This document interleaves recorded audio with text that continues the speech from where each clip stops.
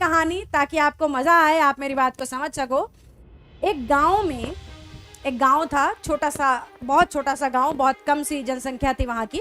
तो उस गांव में क्या होता था, उस गांव का जो मेन दरवाजा था, जो एंट्री थी जहां से सभी लोग अंदर आते थे, वहां पर हर पूर्णिमा को फुल मून नाइट, हर पूर्णिमा को फुल मून नाइट, पूर्णिमा को इंग्लिश में बता रही हूँ जिनको पूर्णिमा का मतलब नहीं पता है, तो क्या होता था कि उस गांव के मेन गेट पे एक बहुत बड़ा विशाल राक्षस आता था और वो गांव वालों को चैलेंज करता था कि अपने गांव का सबसे बहादुर योद्धा मेरे पास लड़ने के लिए भेजो, नहीं तो मैं तुम सबको खा जाऊंगा।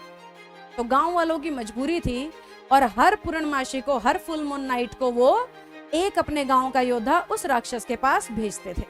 अब ये प्रथा इतने सालों से चलती आ रही थी, इतने पुराने समय से चलती आ रही थी कि लोगों को अब आदत ही हो गई थी, क्योंकि हर साल पूर्णमासी पे वो राक्षस उस गांव के गेट पर आता और सेम तरीके की चुनौती देता। तो गांव वाले अब उस राक्षस के आगे लगभग हार मान चुके थे और जो भी नौजवान जाता वो लड़ने की हिम्मत से नहीं, वो बलि का बकरा बन के जाता, क्योंकि इतने सालों से जो भी आज तक उस राक्षस के पास गया था वो वापस नहीं आया था, जो भी उसके पास गया था वो वापस नहीं आया था।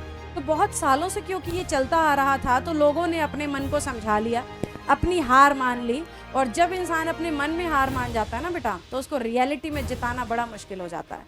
मन में हार मत मानो, इंग्लिश को लेके मन में हार मत मानो कि मुझे आएगी ही नहीं, रियलिटी में भी नहीं आएगी फिर।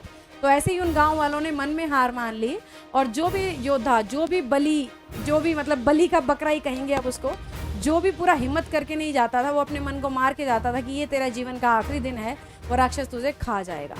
अब ऐसा ही एक दिन, आज फिर से फुल मून नाइट थी और आज फिर से उस राक्षस के पास एक उस गांव के योद्धा ने जाना था।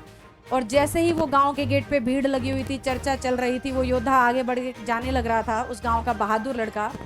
तो एक घुड़सवार वहां से गुजरता है और पूछता है कि रात को इतनी भीड़, आप यहाँ क्या कर रहे हैं। वो गांव वाले अपनी पूरी कहानी उस घुड़सवार को सुनाते हैं, जो दिखने में बहुत बलशाली लग रहा था।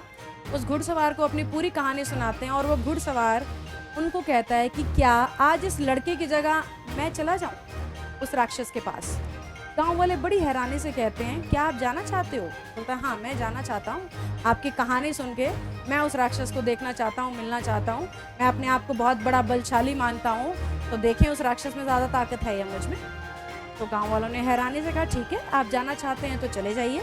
वो योद्धा बढ़ने लगता है उस राक्षस की तरफ और वो राक्षस उस योद्धा को, जहाँ पे वो योद्धा फिलहाल खड़ा है, जहाँ पर वो बलशाली इंसान घुड़सवार फिलहाल खड़ा है, 20 फुट लंबा चौड़ा राक्षस उसे दिखाई दे रहा है। वो उसकी तरफ बढ़ता जाता है, जैसे जैसे उसकी भागने की स्पीड बढ़ती है, आप हैरान हो जाओगे सुन के, वैसे वैसे उस राक्षस की हाइट घटती है।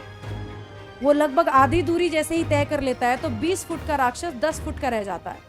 और जैसे जैसे वो उसके नजदीक पहुंचता है और पास जाकर के जो वो देखता है, वो खूब जोर जोर से हंसता है, क्योंकि जो वाकई में गांव वालों को एक राक्षस लग रहा था, वो एक बोना था और पहाड़ पर चढ़ के खड़ा हुआ था, रेत के टीले पर वो खड़ा था और अपनी आवाज और उनके बलबूते पर वो उन गांव वालों के मन में डर बिठा पाया अपने राक्षसी स्वभाव का कि वो एक राक्षस है।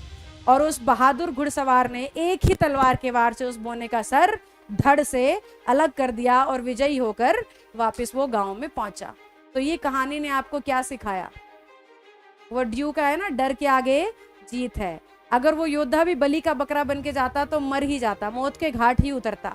तो ये वही चीज है बेटा, जो आप समझ रहे हो कि राक्षस नहीं वो बोना है, ये आपके मन का सिर्फ डर है जो चीजों को बहुत बड़ा बना देता है, वाकई में वो उतनी बड़ी होती नहीं है।